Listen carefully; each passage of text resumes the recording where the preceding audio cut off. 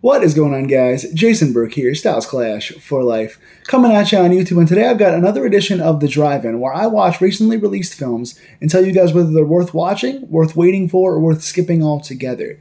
Today I'm doing one that was released around Halloween, late October of 2024, a fall of last year release. One that I was told a lot of good things about, and normally I would be skeptical. It's a Netflix release. But it's one of those movies that falls right into a very guilty pleasure wheelhouse of mine, and that is the teenage, time jumpy kind of genre bending, taking another genre of movie and turning it into a teenage horror movie. I have an affinity for those, so I'm talking today about 2024's Time Cut. This one I like a lot more than most people do. This one is been considered by most people to be average at best and weak at worst. And I really have fun with this. I'm bringing you guys my second review of the day. If you guys want to check out the review I just did of Fear Street Prom Queen, that's my last review on the channel. Go check that out. I'm bringing you guys a bunch of reviews today in bulk and posting them coming out every Tuesday or Friday, one of the 2 days. Every week you'll see a new film review from me covering a lot of the 2024 to 2025 releases. Let's talk quickly about Time Cut. I will keep it as spoiler-free as possible, even though it's been out for quite a while now. But this movie is written by Michael Kennedy and Hannah McPherson, and directed by Hannah McPherson as well. Hannah McPherson is behind School Spirits with Peyton List. She also did an episode of Into the Dark on Hulu. Michael Kennedy is a writer of a lot of these fun teenage genre-bending whodunit kind of movies. He was involved in Freaky. He was involved in writing Hard Eyes. He also wrote another one of these movies. I forget what the other one was, but he's done, It's a Wonderful Knife, the Christmas one.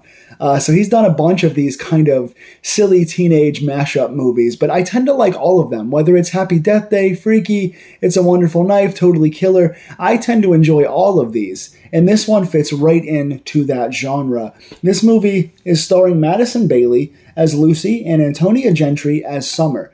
And as spoiler-free as I can keep this review, the plot basically follows Lucy's character. We start off by seeing early that we're seeing Summer and her friends from several years back in the early 2000s going to a party because Summer's friend was killed. They're at a party and there is something going around. There's a serial killer happening. Serial killings are happening during this party by a killer that is named from the town as the Sweetly Slasher. And you see very early on that Summer and some of her friends get killed. And so we join Lucy, I think 25 years in the future, and we see Lucy kind of figuring out her past and coming across this time machine. So we have a time jump, time travel slasher where Lucy is going back in time to kind of reunite with the sister she never got a chance to meet.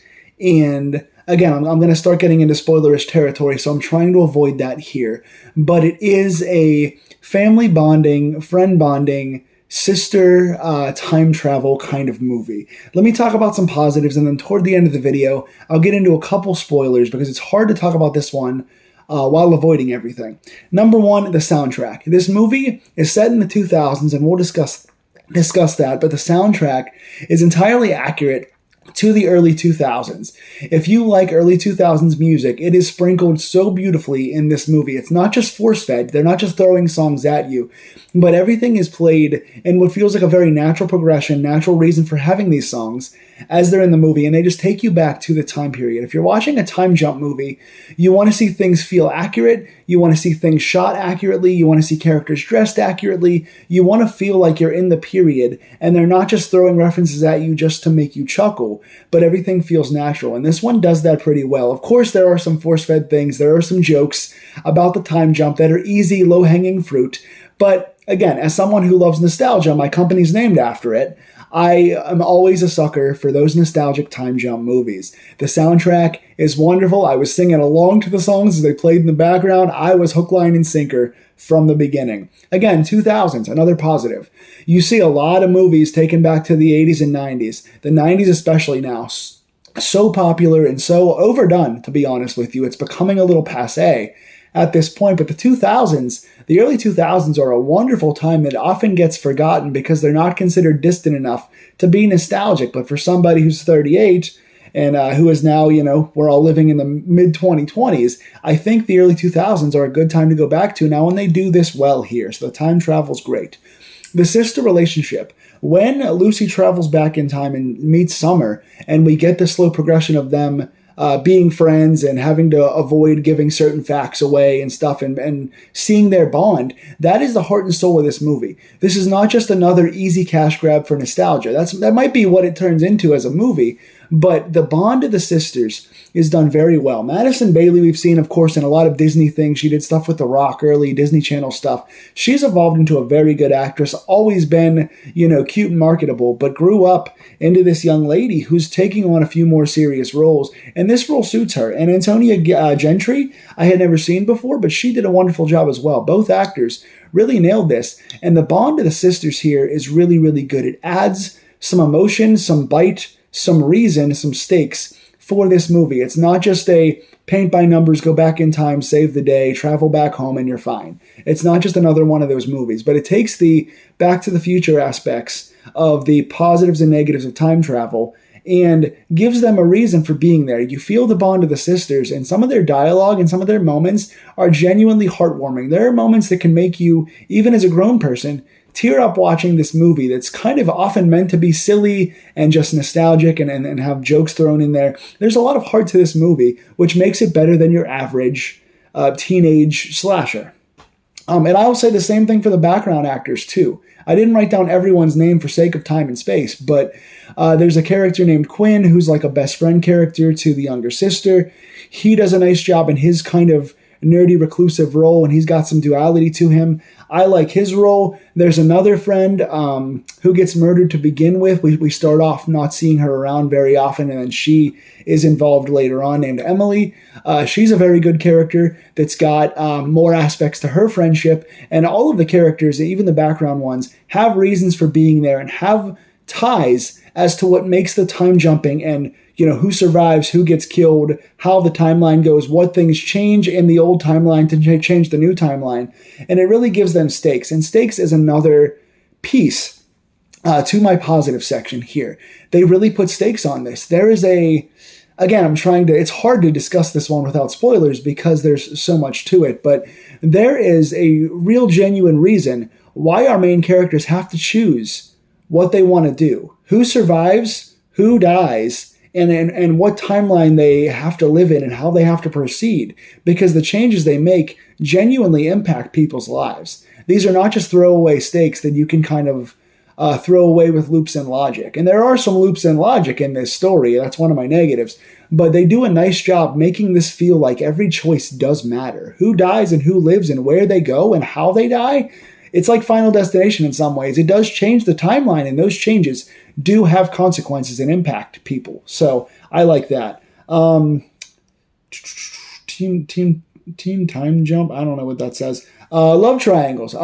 Again, there's a lot of love aspects to this. We have a lot of different relationships. We have kind of a bit of an abusive boyfriend. We have a best friend love story. We have an unrequited love story. They weave a lot of love stories into this teenage movie, which you would expect, but they do it in such a way that makes you kind of feel for some of the characters. You feel for some of the rejections. You feel for you're cheering for some of the couples to get together. You're wondering who's going to end up with who. And again, those things have consequences too. So they're not just written as something to forget about. They actually kind of matter. Emotion. Again, there are some scenes in here genuinely that make you feel for the characters. I like the way it's written. The writing overall here from Michael Kennedy and Hannah McPherson, they have an affinity for this genre, and they really did make this stand out. So I like that a lot. Totally Killer comparisons. Again, if you've seen my review of Totally Killer, you'll know that the things I'm talking about are similar to that movie. That's Totally Killer is another Back to the Future genre-bent teen slasher time jump movie. It is very similar. And Totally Killer obviously came out several years before, I think 2023 or 2024 on Amazon Prime. That being said, this movie apparently was written several years before Totally Killer. I think this was written in 21 or 22. And tragically, there was a crew member that died while shooting this movie, which put this thing out for quite a while and had them have to go back take some time to mourn the death of their crew person, reshoot some things. I think it was the DP. It was the camera person that died. So they had to go back and reshoot some things, cut some things, add some things, and that's what made this come out after. But apparently it was written before. So you can argue on who stole from who or who knew the other film was coming out. I don't know. But even if this is a Totally Killer clone, and yes, I think Totally Killer overall is the better movie, but they're going to get similar scores to me because just because it's similar to another movie, it does separate itself in some ways. And I do feel like this movie is worth watching. Again, I like this more than most. If you listen to most critics and reviewers, this one is not worth watching. I'm going to disagree here. I'm going to go against the grain. I enjoy this because of the character relationships, because of the sister bond, because of the stakes. I think this movie is worth watching.